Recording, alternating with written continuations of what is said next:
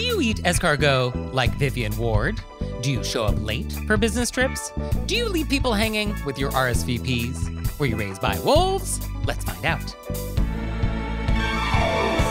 are things that can make it better when we have to live together. We can all use a little help. Some people don't ask themselves, were you raised by wolves?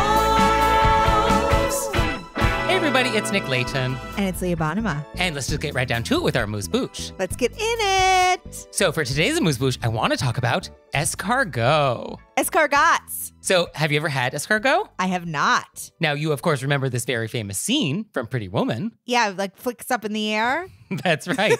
She's like, slippery little suckers. And then like the waiter catches it and he's like, happens all the time. So escargot, for anybody who doesn't know, it's basically snails.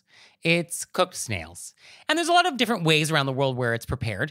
But today we're going to talk about the very French way where it's like served in a very special dish and it's served in the shell and all of that. And so you've ordered escargot and you're probably in a restaurant. It would be a pretty bold, aggressive move in a dinner party, but I guess it would happen. And so you're at a restaurant and you've decided, I want to have escargot. And so a very hot dish right out of the oven is going to arrive and it's going to be in a special dish that has 6 little indentations. And inside of each shell is going to be the snail and probably a lot of butter with garlic and parsley. And they're also probably going to bring you a special set of tongs, which are designed exclusively for this dish. And this is what Julia Roberts had so much trouble with at her fateful dinner. And so there's also going to be a special fork that's going to be on the right side that's going to have 2 tines to it. And it's kind of like a pick. And it's on the right side away from the other forks because there's no corresponding knife that goes with it. That's why it goes on the right side, because you're going to use your right hand with that. And so that's the logic there. And so what you do is you take the tongs with your left hand, and Leah, you're left-handed, so reverse all of this. Okay. But for most right-handers, tongs in the left hand, you're gonna pick up the snail in their shell, and you're gonna keep it level because you wanna keep all the butter inside of the shell. And then with your right hand, you're gonna take the pick and you're gonna scoop out the snail out of the shell. And it's actually not gonna be too difficult to get out because it is swimming in butter, and butter is a pretty good lubricant. So it'll come out pretty easily. And so you will remove it from the shell. And if you'd like, you can pour with your tongs in the left hand, a little of the butter over the snail. And then in one bite, like it's an oyster, you're gonna put the whole thing in your mouth. And then you're going to eat the snail. And that's what it is. Does it taste like oysters? People describe it like a cross between fish and chicken with maybe like a little mushroom quality to it. It's worth trying. I mean, if you've never had it, you should absolutely have it. I love anything with butter. Well, and that's the thing. I mean, butter is definitely like the star of the show here. And speaking of butter, there's going to be a lot of garlic butter left after you're done with all of the snails. And so it is proper and okay to take the shell that will still have snail butter garlicky stuff in it and drink from it. Oh, wow. I mean, that seems like really the main event for me. And then there will also be bread. There will definitely be bread at the table as well. And Miss Manners says, quote, "Now comes the real conflict of the conscience. As you know, Miss Manners does not approve of sopping up sauces with bread. However, she approves of garlic butter. That is why you see her turning discreetly away from you at the table, and also why you hear her offering to clear the snail dishes from the table." So what she's saying is she takes all the snail dishes into the kitchen and then like licks the plates, I guess. I know. I was like, what, is she stealing your butter garlic? I think that's what she's doing. Yeah, is she eating off of everybody's plates? That's what that seems like. Although etiquette doesn't care what you do when you're alone. So if Miss Manners wants to lick everybody's plates, I guess have at it. I mean, there's few things better in this world than garlic and butter. So I was hoping you were going to say, after the snail is gone, you're allowed to take the shell that's full of garlic and butter and put it in your bag and take it home for later. Okay. That is not something that was on my list. Can I just take this? It's like a little butter garlic shot. And then with the bread, if you are going to sop it up, you do have some choices. A little more elegant would be to break out some pieces of bread, put it in the dish, and then use your pick, your fork, to use it as like a little rake and then mop it up that way, as opposed to like dipping bread directly with your fingers. But it's sopping with the garlic butter, yeah, it's a shame to waste it. So you're allowed to eat it in some form, depending on how elegant the meal is happening. Dip it. And Letitia Baldridge, another etiquette guru, she has something to say about the garlic part, which is, quote, anyone planning a love tryst after dinner should either refrain from eating snails or be certain that the other person orders them too. There it is. Find your garlic partner. Find your garlic partner. Love is. I can't wait to try. I'm going to try these. Yeah, it's definitely worth trying. And it's actually not necessarily a fancy dish. I mean, it's certainly served at fancy restaurants, but it's also served in casual places too. I'm going to give it a shot. Butter shot. Butter garlic shot.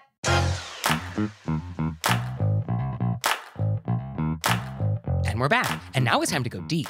Deep and all across the country. So for today's question of etiquette, I want to talk about traveling with coworkers. Yes, and I just recently traveled with a coworker who I didn't know previous to the event, and I felt like it actually went very well. So I thought it would be a fun topic to discuss. Okay, so what did you learn on your journey? So the situation was I was doing a gig out of town that was a heft of traveling, and the booker said, hey, there's this other woman on the gig. Do you want to be put in touch? I said, yes. So this woman and I, having not known each other previously, decided to travel with each other. And what we did was we immediately sort of divvied up who was in control of what, who was in charge of what. Okay. And we both said, which I was very proud of, and I'm going to throw it to Were You Raised by Wolves? We both up top said sort of what it was that we needed in a traveling situation. Oh, that's helpful. Yeah, set some expectations. And then it also worked out very nice that both she and I had the same feelings about being on time. Oh, yeah, that's important. Yeah, I said I would rather leave early and have so much extra time. And she's like, oh, I'm that kind of person too. So, I mean, all of these things were discussed in advance. We discussed how we're going to do food between the two of us. We discussed lodging. And then we also discussed making business calls around the other person. Was that appropriate? Hey, do you mind if I make calls? Which I thought was great. We just talked about it. Boom. Yeah. I mean, I think the first thing on my list was the on time thing, because I think it's always important to be on time. But certainly in a professional setting, when you're with a coworker, or it even could be a boss, like, you can't make people wait for you. No, you cannot. Like, it's so unprofessional and disrespectful. And so you got to be on time. And then just like little things that were nice. Like if one of us went and got coffee, we would always get coffee for the other person. You know, just like little nice things that you don't have to do. But I thought it made the trip much more amiable. Can I use amiable in that situation? You know what I mean? Just polite. Yeah. I mean, it's nice to be considerate. Being aware of the other person. Yeah. I think being aware, that's always good. And being mindful that not everybody wants to be with their colleagues 24/7. Yeah. So I think when you are like booking the flights, like don't insist on having seats near them. Like, I definitely would maybe want my own seat assignment far away on the plane. Like, I'm going to have a whole business trip with you. Like, can I at least have these 5 hours to myself? So I think you definitely want to be mindful of other people's sort of rhythms. And similarly, like at the end of the workday, there is a tendency to be like, oh, let's grab drinks or dinner together because we're all on this trip together. But like, not everybody on the trip is going to want that. Yeah. So kind of like, see where people are at with that. Like, oh, do they want to continue hanging out? Or like, does everybody just want to go back to their hotel rooms and like have some alone time? Yeah, I think basically it would be like, I would say, hey, I'm going to go grab some food. Do you want to come? Sure, yeah, the invitation is nice, but like, don't insist. Yeah. And don't be offended if they're like, no, thank you. Yeah, and I think it's very fair. I would say like, oh, hey, I need to go do this for 15 minutes to clear my mind. You know, just very straight up and communicative. And I think if you're traveling with a boss, I think it's a slightly different flavor of travel. I can imagine. Like, I feel like you really need to make an effort to probably be even more professional and like not keep your boss waiting. And I can imagine like a scenario where like you're checking your bag and it's too big for the carry-on and now you're gate checking and now your boss is like, what are you doing? So you definitely have to like convey an even higher sense of competence and professionalism like the entire time and like look nice on the plane and like always be on time in the lobby kind of thing. So I think if you're traveling with a boss, like you even have to step it up even harder. Oh, honestly, just be comfortable on the plane. They got to understand that. Well, yeah, I mean, I think we could debate that. I mean, that's why I don't have a boss. Right. Yeah, no, being self-employed is really more your vibe. Because I'd be like, look, you know what? I got to wear sweatpants on a plane. I can't be uncomfortable for that long. And then I think it's just important to remember that a colleague is not necessarily a friend. And so you want to just maintain professional boundaries. throughout the entire trip, not necessarily get too familiar. And want to just remember like, oh, this is still like work time and this is still like an office, just happens to not be in the office. It's just moving. It's a moving office. So that's traveling with a coworker. It does seem like I was just so proud of this experience.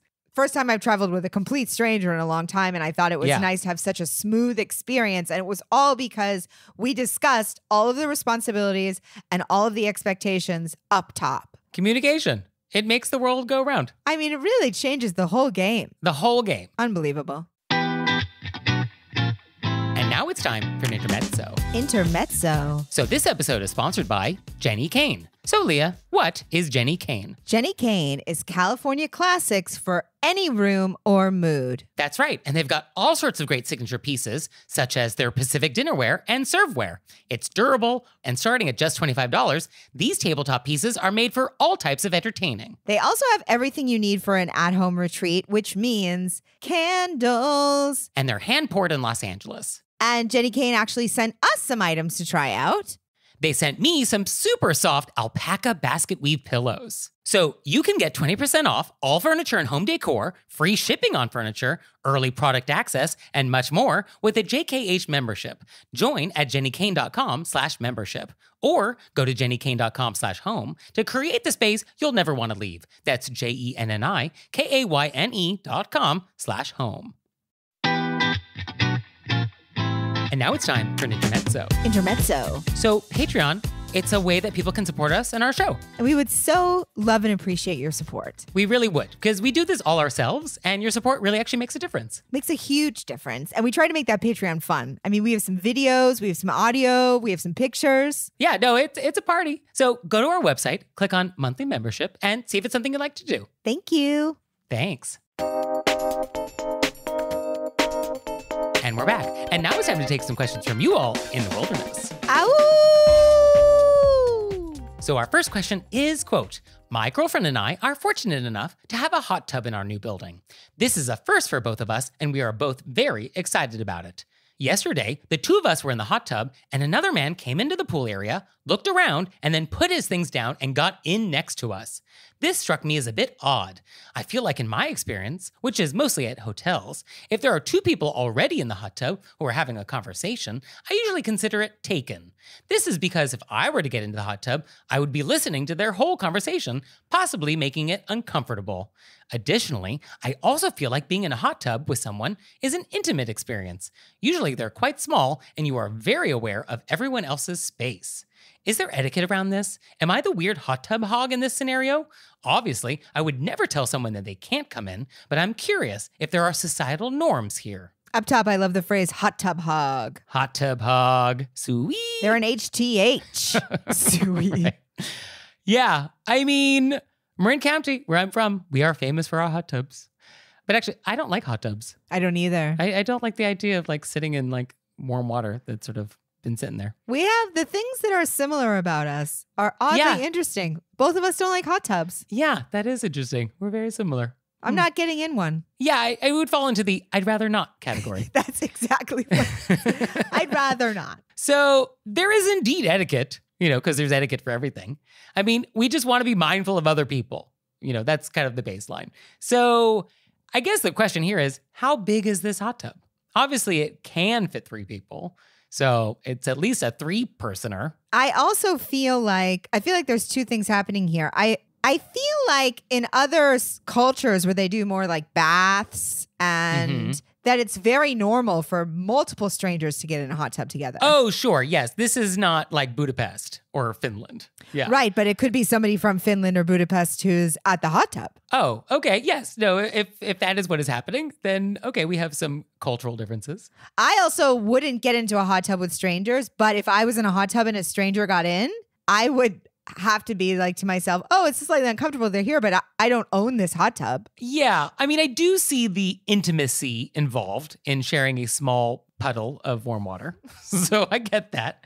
And they also, in this letter, call out the idea of overhearing a conversation. And somehow it's about participating in the conversation that is bothering them. Like there's no way to keep that private. I think we completely ignore each other if we're in a hot tub at the same time and I would switch my conversation to something that's not intimate. Yes, I think we would definitely need to not do that or do anything that was super uncomfortable for other people listening. Yeah. And then if I was the third person, I don't think I would jump into the conversation. Definitely not. No, you would have to pretend like this is not happening. Yeah, I mean, it's a very American approach of having the fiction that something's not happening. Yeah. You know? So it's like, oh, we would just pretend like, oh, we're not like a foot away sharing the same warm water. I was recently in Palm Springs and there was a pool and a hot tub and multiple families would get in the hot tub together. Okay. So it was never, there would be two people in there and I would always see another group come and sit in. Yeah. I mean, at the end of the day, this is a shared hot tub.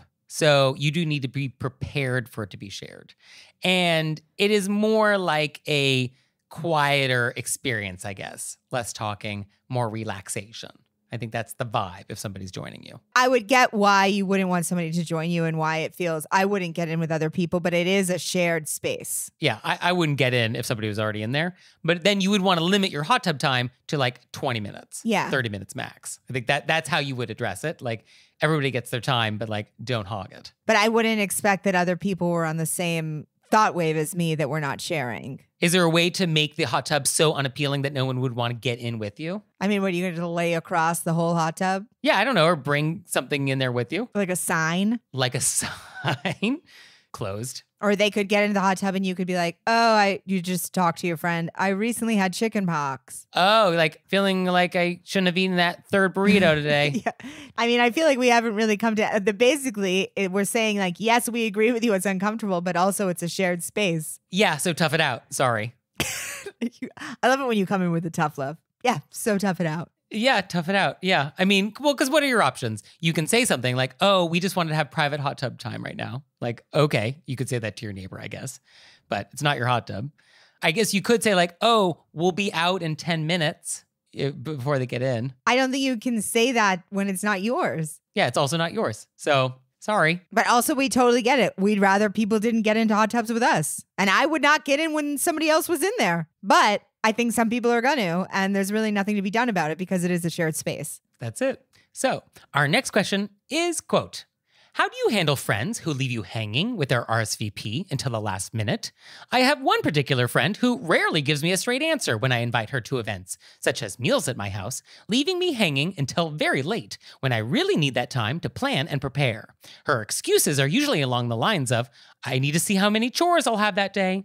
When she invites us to events, I always try and respond quickly with a yes or a no, but her failure to reciprocate is wearing on me. I think we just tell somebody we need to know by a certain day. Yeah, give somebody a deadline. And if that deadline passes, that's your answer. And then I think if they continue to do that, then we don't invite them anymore. Well, I think you can continue to invite them, but just maintain that boundary. Hey, I would love to have you over for dinner on Friday night. Please let me know by the end of the day on Wednesday. And then if they don't get back to you, well, then that's a no. And if they get back to you on Thursday, you'd be like, oh, I'm so sorry. I needed to know by yesterday, but I'll let you know about the next time. And they'll either never attend one of your events or they'll get the message that like, oh, they need to let you know. Yeah, I think that's perfect. The I needed to know by Wednesday, I think is my version of not inviting them. Like we don't then change it. We just say, oh, this is a closed situation now. Because you do need to buy groceries and like plan your meal or invite somebody else for that spot who would be delighted to attend. So yeah, you can't live a life in which people just don't get back to you. Yeah, and I think that's perfect. Hey, I needed to know by yesterday, but I'll let you know next time, because then you're like letting them know, I'll let you know next time. And then that's boom, done. Yeah, do that. Yeah, do that. Yeah, just do that. Yeah. This is a problem though. And let's talk about it from the other perspective.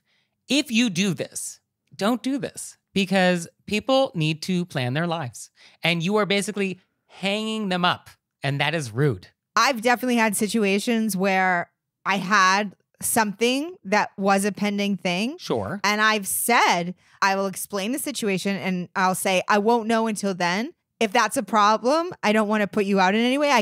I would like to be able to make it, but I'm not sure. And if that's a problem you need to know now, I totally understand. So I'll explain it.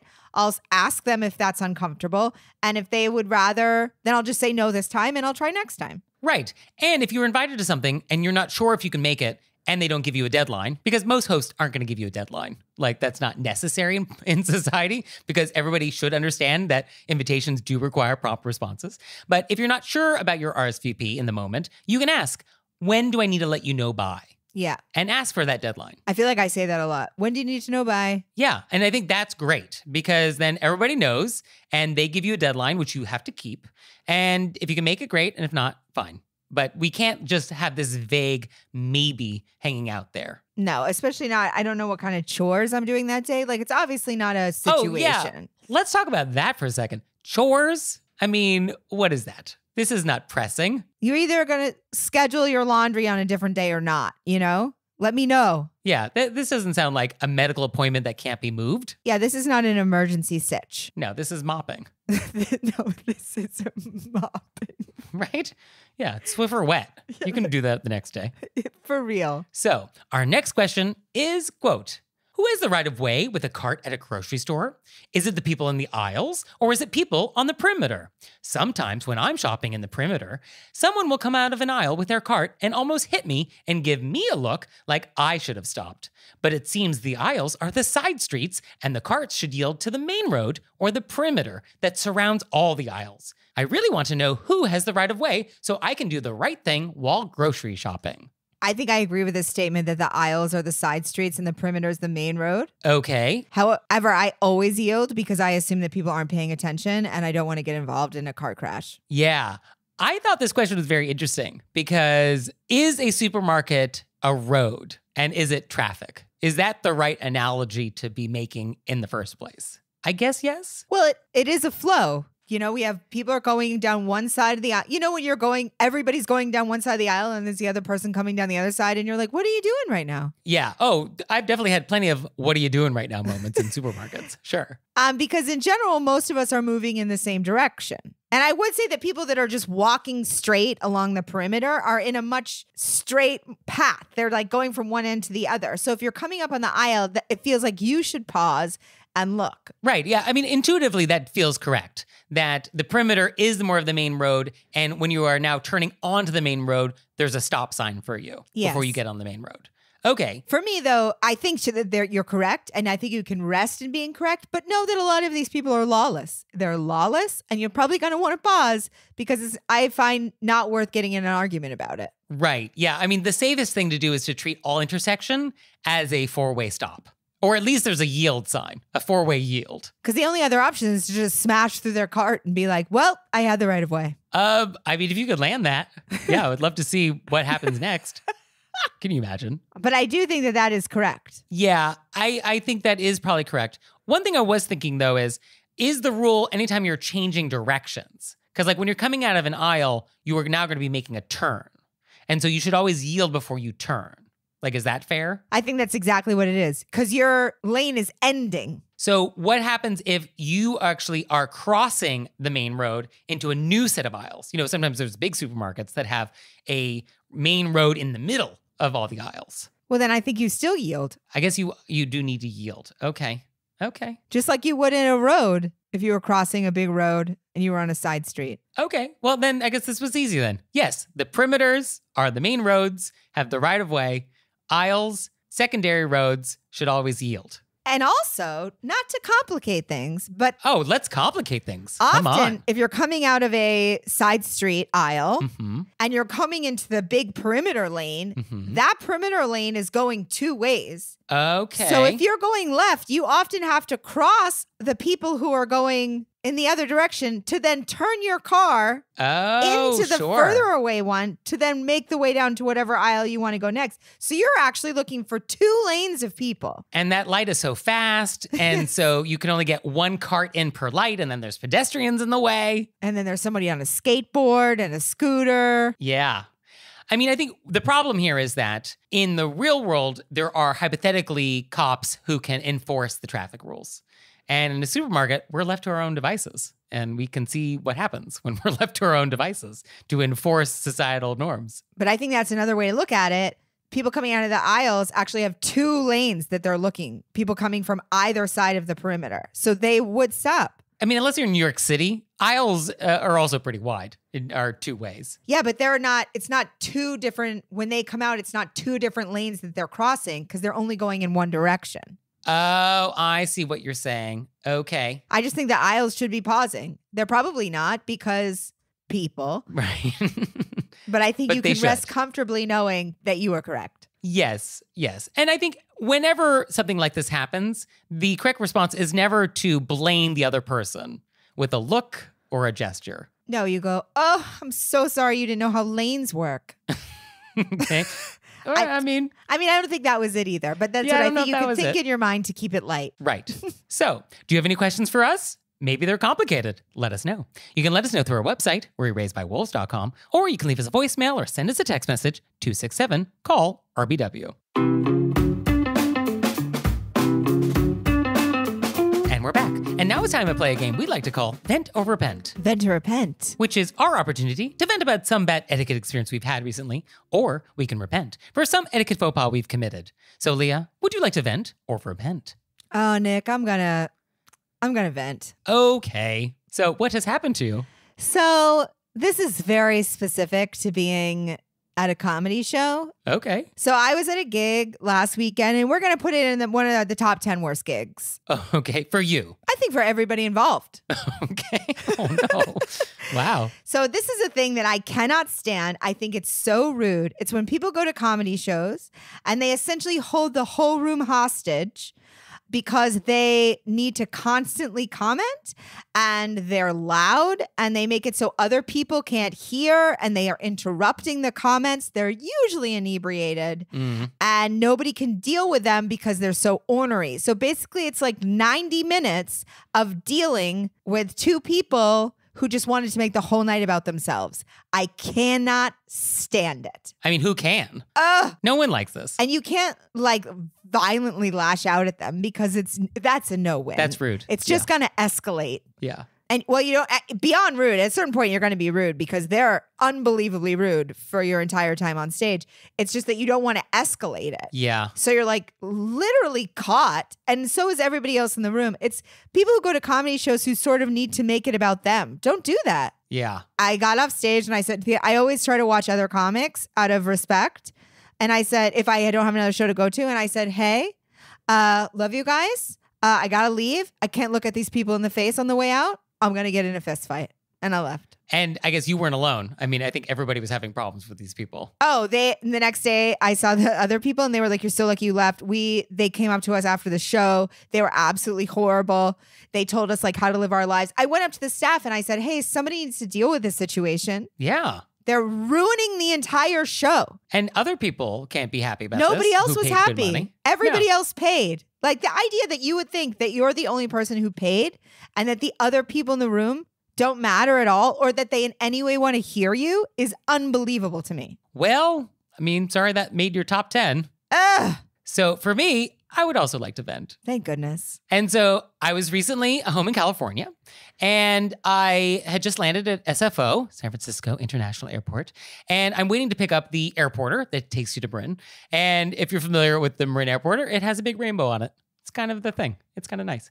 And so I landed and I'm waiting for the bus. And there's another person waiting for the bus who I think has never taken it before. And he wanted to know like how long I had been waiting. And he asked in such an aggressive New York way with a very thick New York accent. And it was like very interesting because it was like, oh, you are not from here. was basically my takeaway. But also interesting is the bus arrived and then the driver came and like takes the luggage to put it in the bottom and was so nice and friendly and cheerful that I felt suspicious about it. I was like, what is this attitude? And I think I just realized that like it takes me a little while when I arrive from New York to kind of recalibrate in Yes. terms of like how other people in the world operate. But it was very jarring for me. It was like, why is this person nice and in a good mood and likes their job? What is happening? It was very strange. So we're on the bus and the aggressive person who wanted to know when the bus was leaving was in the seat in front of me. And he proceeded to have the loudest, most obnoxious phone call the entire bus ride. This is like 45 minutes of bus ride. And I think it's an unspoken rule on the Marin airporter that you're like not supposed to be on your phone. Like you can text or call a person when you get on the bridge, the Golden Gate Bridge, letting you know, I'm on the bridge now. This is my ETA at my stop. Like, I think you're allowed to do that, but you are not allowed to have a 45-minute phone call. And it was so bad. And the other person was so loud that the bus driver actually got on the intercom and was like, oh, just a reminder, everybody, there's no speaker phones allowed. This guy was not using a speakerphone. It was just loud enough that everyone thought it was a speakerphone. And so after that announcement, the guy obviously thought, well, I'm not on a speakerphone, so that announcement isn't for me. And it's like, nobody, that announcement is for you, and can you please stop? And so in my mind, my internal monologue was, okay, is this a teachable moment for Worry Raised by Wolves? Should I have a polite yet direct conversation with this person and demonstrate how it's done? Or do I just like change seats and go to the back of the bus and not deal with it? So I chose to just go to the back of the bus and not deal with it. I was like, I don't need to engage with this.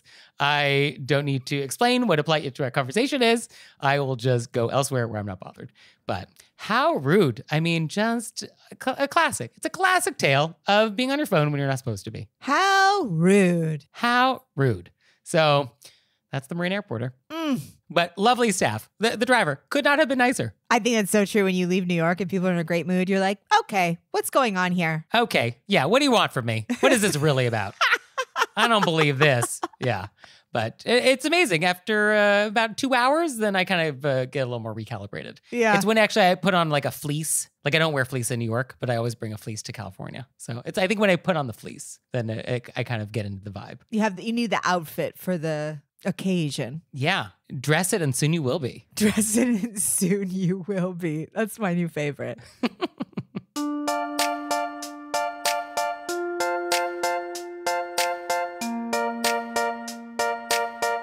So, Leah, what have we learned? I learned how to attack a dish of the old escargots. And I feel like previously I may have been intimidated previous to this episode. And now I feel like I could handle it. And I'm excited to try. And I learned that both of us don't care for hot tubs. I mean, the similarities keep coming. It's amazing. Well, thank you, Leah. Thank you, Nick. And thanks you out there for listening. I'd send you a handwritten note on my custom stationery if I could. He would. So for your homework this week, I want you to go to our website and I want you to sign up for our newsletter and I want you to click on monthly membership and see if that's something you'd like to do. We would so appreciate it. We would. And we'll see you next time. Bye. Bye.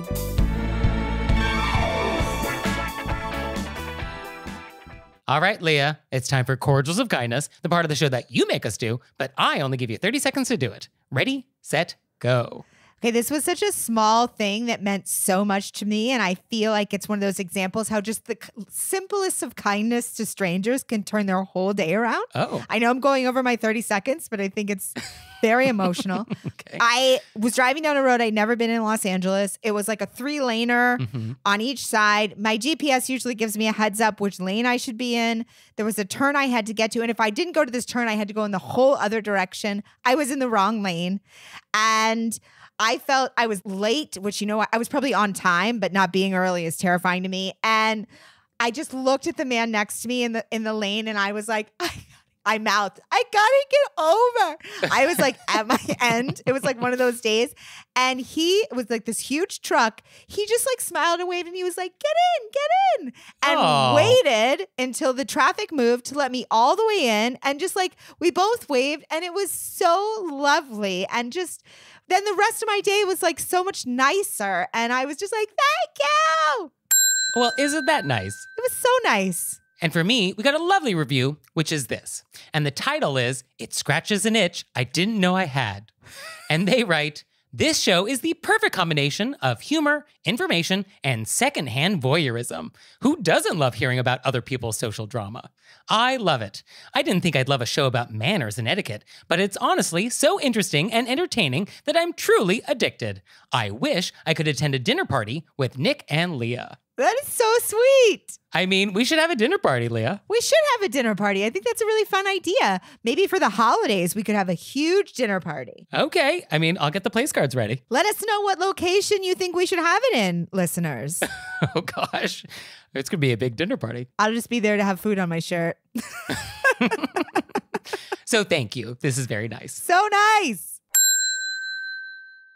Oh, Leah, one more thing. What? Have you signed up for Patreon yet? I have. Me too. You out there, have you signed up for Patreon yet? No? Well, go to our website, wereraisedbywolves.com, click on monthly membership, check it out, because we would really appreciate it if you'd support our show. We love your support. We would. So please do that, and we'll see you next time. Bye. Bye.